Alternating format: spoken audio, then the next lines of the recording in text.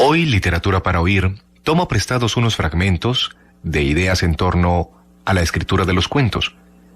Ideas que fueron expuestas en su momento por Julio Cortázar a un auditorio de escritores interesados en la materia en Cuba. Esta es nuestra invitación para hoy en Literatura para Oír. Incluso pueda servir también a aquellos que exploran los caminos literarios.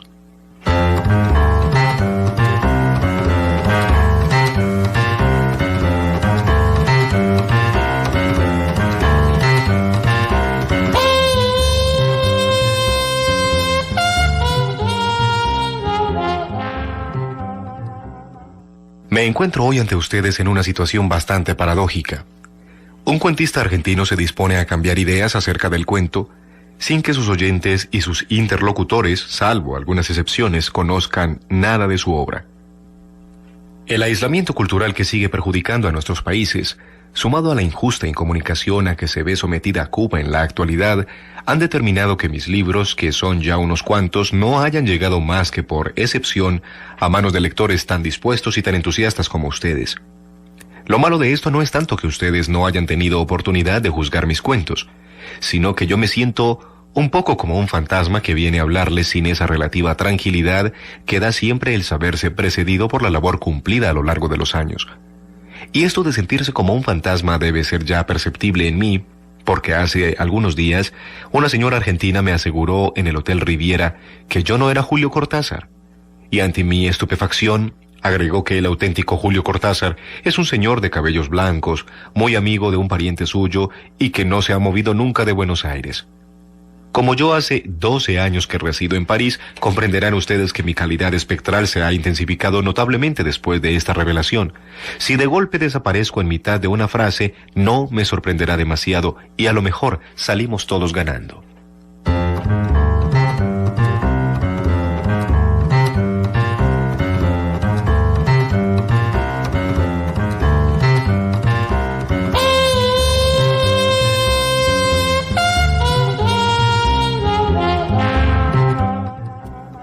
Se afirma que el deseo más ardiente de un fantasma es recobrar por lo menos un asomo de corporeidad, algo tangible que lo devuelva por un momento a su vida de carne y hueso. Para lograr un poco de tangibilidad ante ustedes voy a decir en pocas palabras cuál es la dirección y el sentido de mis cuentos. No lo hago por mero placer informativo porque ninguna reseña teórica puede sustituir la obra en sí. Mis razones son más importantes que esa, puesto que voy a ocuparme de algunos aspectos del cuento como género literario, y es posible que algunas de mis ideas sorprendan o choquen a quienes las escuchen. Me parece de una elemental honradez definir el tipo de narración que me interesa, señalando mi especial manera de entender el mundo. Casi todos los cuentos que he escrito pertenecen al género llamado fantástico, por falta de mejor nombre, y se oponen a ese falso realismo que consiste en creer que todas las cosas pueden describirse y explicarse como lo daba por sentado el optimismo filosófico y científico del siglo XVIII.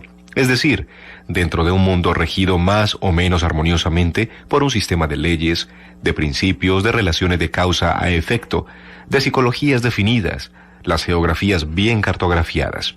En mi caso, la sospecha de otro orden más secreto y menos comunicable, y el fecundo descubrimiento de Alfred Jarry, para quien el verdadero estudio de la realidad no residía en las leyes sino en las excepciones a esas leyes, han sido algunos de los principios orientadores de mi búsqueda personal de una literatura al margen de todo realismo demasiado ingenuo. Por eso, si en las ideas que siguen encuentran ustedes una predicción por todo lo que en el cuento es excepcional, trátese de los temas o incluso de las formas expresivas, creo que esta presentación de mi propia manera de entender el mundo explicará mi toma de posición y mi enfoque del problema.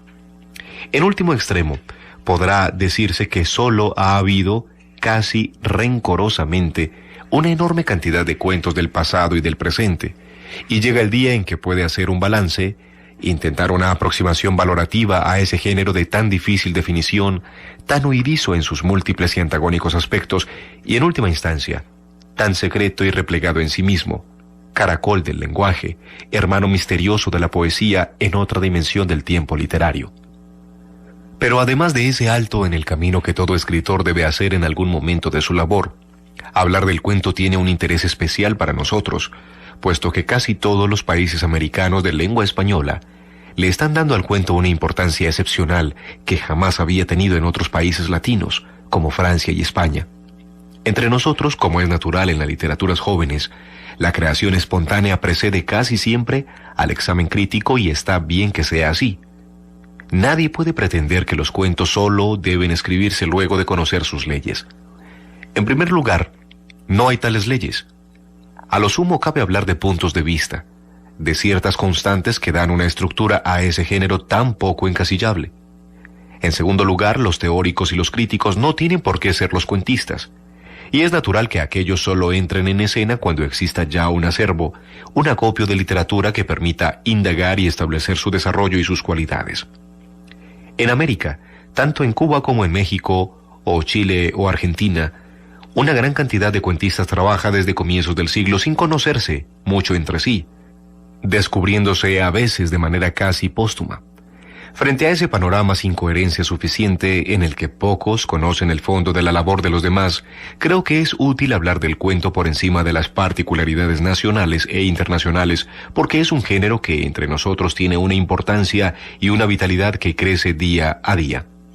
Alguna vez se harán las antologías definitivas, como las hacen los países anglosajones, por ejemplo, y se sabrá hasta dónde hemos sido capaces de llegar. Por el momento, no me parece inútil hablar del cuento en abstracto como género literario. Si no tenemos una idea viva de lo que es el cuento, habremos perdido el tiempo, porque un cuento en última instancia se mueve en ese plano del hombre donde la vida y la expresión escrita de esa vida libran una batalla fraternal, si se me permite el término. Y el resultado de esa batalla es el cuento mismo, una síntesis viviente, a la vez que una vida sintetizada, algo así como un temblor de agua dentro de un cristal, una fugacidad en una permanencia. Solo con imágenes se puede transmitir esa alquimia secreta que explica la profunda resonancia que un gran cuento tiene en nosotros, o que explica también por qué hay muy pocos cuentos verdaderamente grandes.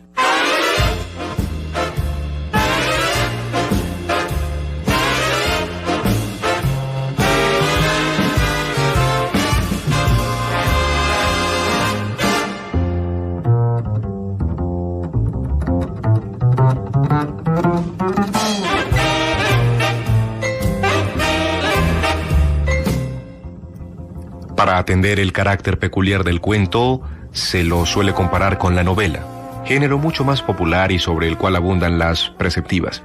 Se señala, por ejemplo, que la novela se desarrolla en el papel, y por lo tanto en el tiempo de lectura, sin otros límites que el agotamiento de la materia novelada. Por su parte, el cuento parte de la noción del límite y en primer término del límite físico, al punto que en Francia, cuando un cuento excede de las 20 páginas, toma ya el nombre de nouvelle, género a caballo entre el cuento y la novela propiamente dicha.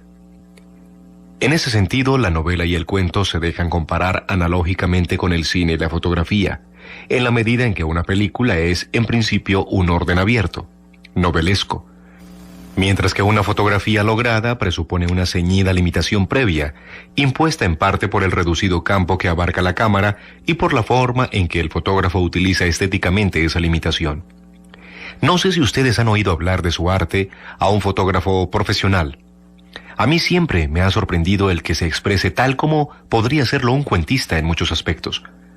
Fotógrafos de la calidad de un Cartier-Bresson o de un Brassai definen su arte como una aparente paradoja, la de recortar un fragmento de la realidad, fijándole determinados límites, pero de manera tal que ese recorte actúe como una explotación que abre de par en par una realidad mucho más amplia, como una visión dinámica que trasciende espiritualmente el campo abarcado por la cámara. Mientras que en el cine, como en la novela, la comparación de esa realidad más amplia y multiforme se logra mediante el desarrollo de elementos parciales y acumulativos, que no excluyen, por supuesto, una síntesis que dé el clímax de la obra. En una fotografía o un cuento de gran calidad se procede inversamente, es decir, que el fotógrafo o el cuentista se ven precisados a escoger y limitar una imagen o un acaecimiento que sean significativos, que no solamente valgan por sí mismos, sino que sean capaces de actuar en el espectador o en el lector como una especie de apertura de fomento que proyecta la inteligencia y la sensibilidad hacia algo que va mucho más allá de la anécdota visual o literaria contenida en la foto o en el cuento. Un escritor argentino muy amigo del boxeo me decía que en ese combate que se entabla entre un texto apasionante y su lector, la novela gana siempre por puntos, mientras que el cuento debe ganar por nocaut. Es cierto, en la medida que la novela acumula progresivamente sus efectos en el lector, mientras que un buen cuento es incisivo, mordiente, sin cuartel desde las primeras frases. No se entiende esto demasiado literalmente, porque el buen cuentista es un boxeador muy astuto, y muchos de sus golpes iniciales pueden parecer poco eficaces cuando en realidad están mirando ya las resistencias más sólidas del adversario. Tomen ustedes cualquier gran cuento que prefieran y analicen su primera página. Me sorprendería que encontraran elementos gratuitos, meramente decorativos. El cuentista sabe que no puede proceder acumulativamente, que no tiene aliado al tiempo. Su único recurso es trabajar en profundidad, verticalmente, sea hacia arriba o hacia abajo del espacio literario, y esto, que así expresado parece una metáfora, expresa sin embargo lo esencial del método.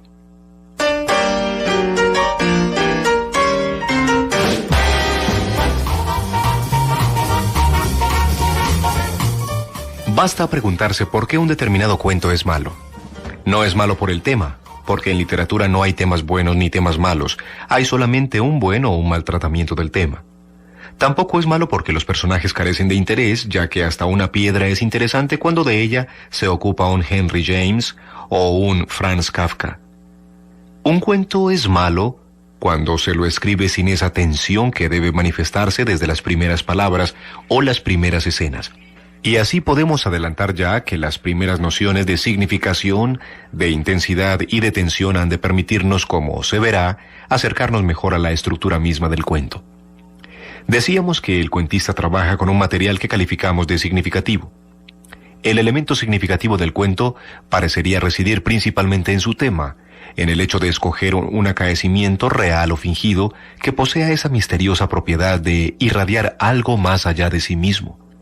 Al punto que un vulgar episodio doméstico, como ocurre en tantos admirables relatos de una Katherine Mansfield o de un Sherwood Anderson, se convierta en el resumen implacable de una cierta condición humana o en el símbolo quemante de un orden social e histórico. Un cuento es significativo cuando quiebra sus propios límites con esa explosión de energía espiritual que ilumina bruscamente algo que va mucho más allá de la pequeña y a veces miserable anécdota que cuenta. Pienso, por ejemplo, en el tema de la mayoría de los admirables relatos de Anton Chekhov. ¿Qué hay allí que no sea tristemente cotidiano, mediocre, muchas veces conformista o inútilmente rebelde? Lo que se cuenta en esos relatos es casi lo que de niños en las aburridas tertulias que debíamos compartir con los mayores escuchábamos contar a los abuelos o a las tías. La pequeña insignificante crónica familiar de ambiciones frustradas, de modestos dramas locales, de angustias a la medida de una sala, de un piano, de un té con dulces. Y sin embargo, los cuentos de Katherine Mansfield, de Chekhov, son significativos. Algo estalla en ellos mientras los leemos y nos propone una especie de ruptura de lo cotidiano que va mucho más allá de la anécdota reseñada.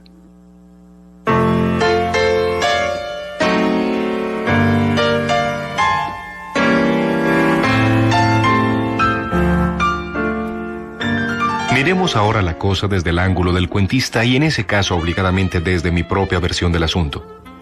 Un cuentista es un hombre que de pronto, rodeado de la inmensa algarabía del mundo, comprometido en mayor o menor grado con la realidad histórica que la contiene, escoge un determinado tema y hace con él un cuento. Este escoger tema no es sencillo. A veces el cuentista escoge y otras veces siente como si el tema se le impusiera, irresistiblemente lo empujara a escribirlo. En mi caso, la gran mayoría de mis cuentos fueron escritos, ¿cómo decirlo?, al margen de mi voluntad, por encima o por debajo de mi conciencia razonante, como si yo no fuera más que un medium por el cual pasaba y se manifestaba una fuerza ajena. A mí me parece que el tema del que saldrá un buen cuento es siempre excepcional, pero no quiero decir con esto que un tema deba ser extraordinario, fuera de lo común, misterioso o insólito. Muy al contrario, puede tratarse de una anécdota perfectamente trivial y cotidiana. Lo excepcional reside en una realidad parecida a la del imán. Un buen yema atrae todo un sistema de relaciones conexas, coagula en el autor y más tarde en el lector una inmensa cantidad de nociones, entrevisiones, sentimientos y hasta ideas que flotaban virtualmente en su memoria o su sensibilidad. Un buen tema es como un sol, un astro en torno al cual gira un sistema planetario del que muchas veces no se tenía conciencia hasta que el cuentista, astrónomo de palabras, nos revela su existencia. O bien, para ser modestos y más actuales a la vez, un buen tema tiene algo de sistema atómico de núcleo en torno al cual giran los electrones. Y todo eso, al fin y al cabo, no es ya como una proposición de vida, una dinámica que nos insta a salir de nosotros mismos y a entrar en un sistema de relaciones más complejo y más hermoso. Muchas veces me he preguntado cuál es la virtud de ciertos cuentos inolvidables. En el momento los leímos junto con muchos otros, que incluso podían ser de los mismos autores. Y he aquí que los años han pasado y hemos vivido y olvidado tanto. Pero esos pequeños, insignificantes cuentos, esos granos de arena en el inmenso mar de la literatura, siguen ahí latiendo en nosotros. No es verdad que cada uno tiene su colección de cuentos. Yo tengo la mía y podría dar algunos nombres. Tengo William Wilson de Edgar Allan Poe, Bola de cebo de Guy Maupassant. Los pequeños planetas giran y giran. Ahí está, un recuerdo de Navidad de Truman Capote. Tlön Uqbar Orbis Tertius de Jorge Luis Borges. Un sueño realizado de Juan Carlos Onetti.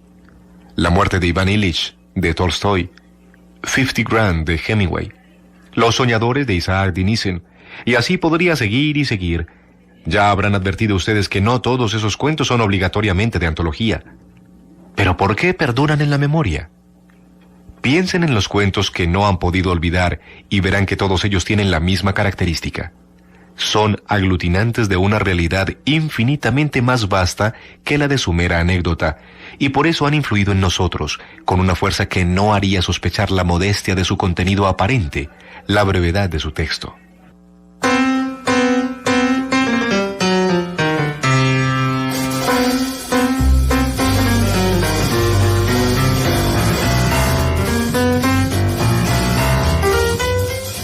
Aquí me parece oportuno mencionar un hecho que me ocurre con frecuencia y que otros cuentistas amigos conocen tan bien como yo. Es habitual que en el curso de una conversación alguien cuente un episodio divertido o conmovedor o extraño y que dirigiéndose luego al cuentista presente le diga: ahí tienes un tema formidable para un cuento, te lo regalo. A mí me han regalado en esa forma montones de temas y siempre he contestado amablemente muchas gracias. Y jamás he escrito un cuento con ninguno de ellos. Sin embargo, cierta vez una amiga me contó distraídamente las aventuras de una criada suya en París. Mientras escuchaba su relato, sentí que eso podía llegar a ser un cuento. Para ella esos episodios no eran más que anécdotas curiosas. Para mí, bruscamente, se cargaban de un sentido que iba mucho más allá de su simple y hasta vulgar contenido. Por eso, toda vez que me han preguntado ¿cómo distinguir entre un tema insignificante, por más divertido o emocionante que pueda ser, y otro significativo?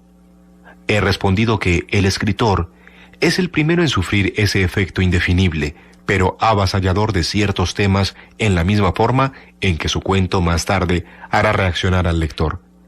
Todo cuento está así predeterminado por el aura, por la fascinación irresistible que el tema crea en su creador.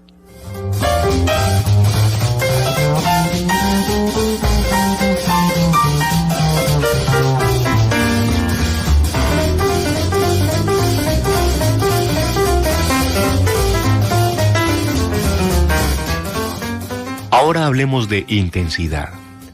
Lo que llamo intensidad en un cuento consiste en la eliminación de todas las ideas o situaciones intermedias, de todos los rellenos o fases de transición que la novela permite e incluso exige. Ninguno de ustedes habrá olvidado El tonel de Amontillado, de Edgar Poe. Lo extraordinario de este cuento es la brusca prescindencia de toda descripción de ambiente. A la tercera o cuarta frase, estamos en el corazón del drama asistiendo al cumplimiento impecable de su venganza. Los asesinos de Hemingway es otro ejemplo de intensidad obtenida mediante la eliminación de todo lo que no converja esencialmente al drama. Pero pensemos ahora en los cuentos de Joseph Conrad, de D.H. Lawrence, de Kafka. En ellos, con modalidades típicas de cada uno, la intensidad que ejerce es de otro orden, y yo prefiero darle el nombre de tensión. Es una intensidad que ejerce en la manera con que el autor nos va acercando lentamente a lo contado. Todavía estamos muy lejos de saber lo que va a ocurrir en el cuento, y sin embargo, no podemos sustraernos a su atmósfera. En el caso del tonel de Amontillado y de los asesinos, los hechos, despojados de toda preparación, saltan sobre nosotros y nos atrapan. En cambio, un relato demorado y caudalosamente de Henry James, La lección del maestro, por ejemplo, se siente de inmediato que los hechos en sí carecen de importancia, que todo está en las fuerzas que los desencadenarán, en la malla sutil que los precedió y los acompaña. Pero tanto la intensidad de la acción como la tensión interna del relato son el producto de lo que antes llamé el oficio de escritor, y es aquí donde nos vamos acercando al final de este paseo por el cuento. En mi país, y ahora en Cuba, he podido leer cuentos de los autores más variados, maduros o jóvenes de la ciudad y del campo, entregados a la literatura por razones estéticas o por imperativos sociales del momento, comprometidos o no comprometidos. Pues bien, y aunque suene a perogrullada, tanto en la Argentina como aquí, los buenos cuentos los están escribiendo quienes dominan el oficio en el sentido ya indicado. Un ejemplo argentino aclara mejor esto.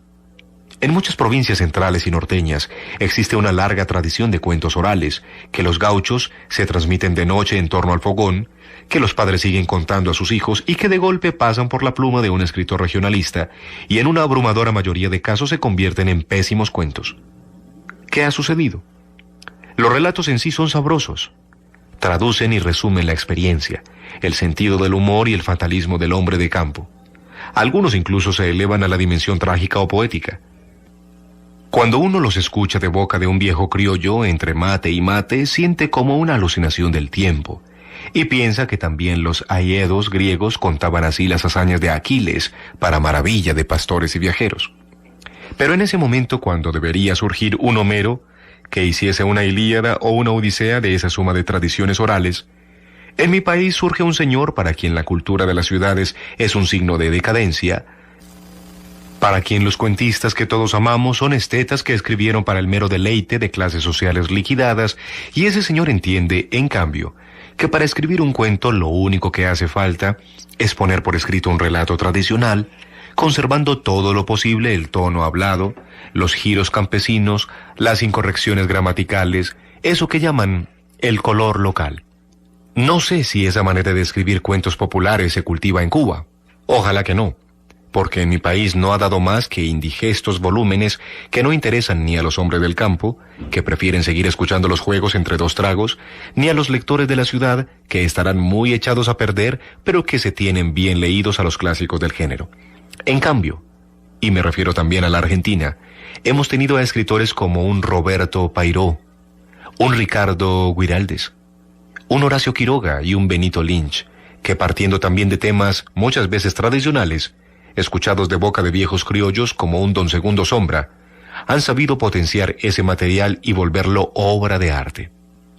Pero Quiroga, Guiraldes y Lynch conocían a fondo el oficio de escritor, es decir, que solo aceptaban temas significativos, enriquecedores, así como Homero debió desechar montones de episodios bélicos y mágicos para no dejar más que aquellos que han llegado hasta nosotros gracias a su enorme fuerza mítica, a su resonancia de arquetipos mentales, de hormonas psíquicas como llamaba Ortega y Gasset a los mitos. Quiroga, Guiraldes y Lynch eran escritores de dimensión universal, sin perjuicios localistas o étnicos o populares. Por eso, además de escoger cuidadosamente los temas de sus relatos, los sometían a una forma literaria, la única capaz de transmitir al lector todos sus valores, todo su fermento, toda su proyección en profundidad y en altura. Escribían tensamente, mostraban intensamente. No hay otra manera de que un cuento sea eficaz, haga blanco en el lector y se clave en su memoria.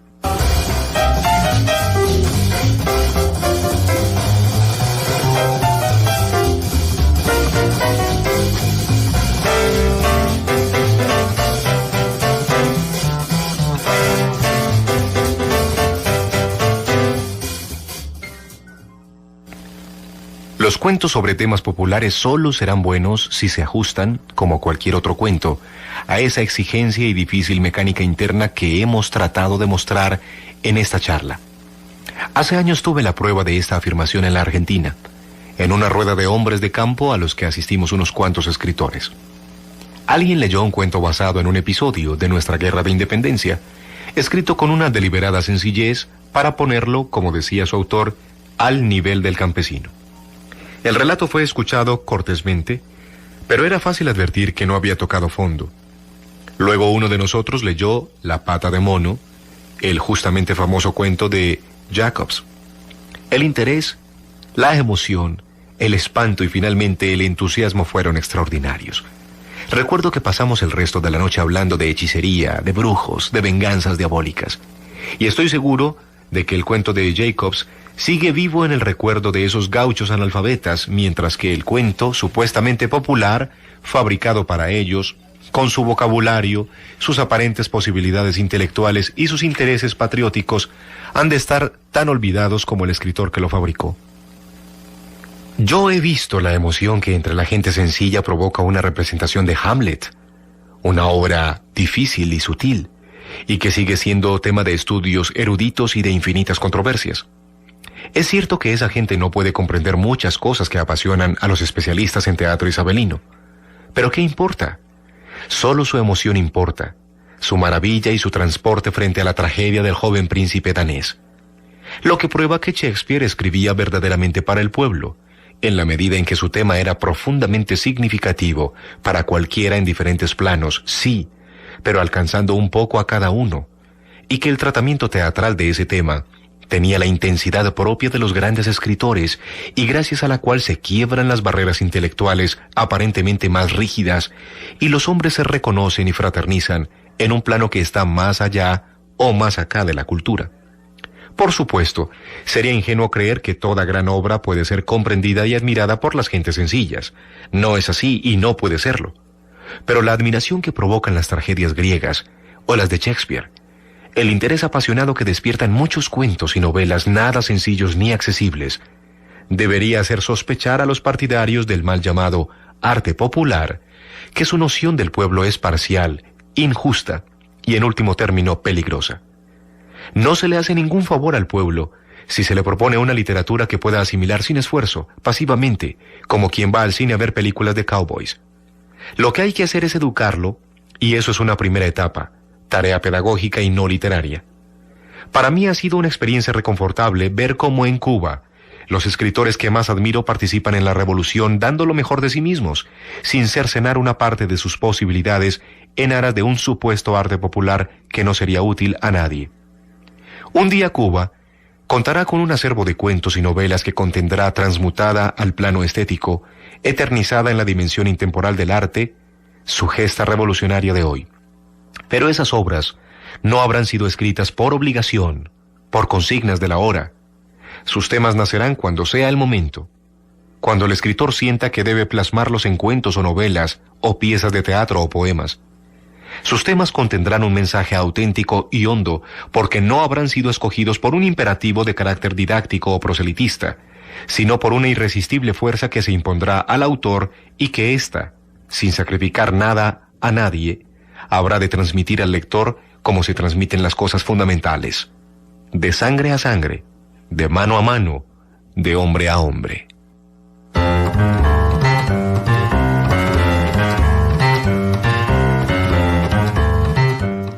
En Literatura para Oír les hemos ofrecido algunos apartes de Aspectos del Cuento, una charla ofrecida por Julio Cortázar en un auditorio cubano.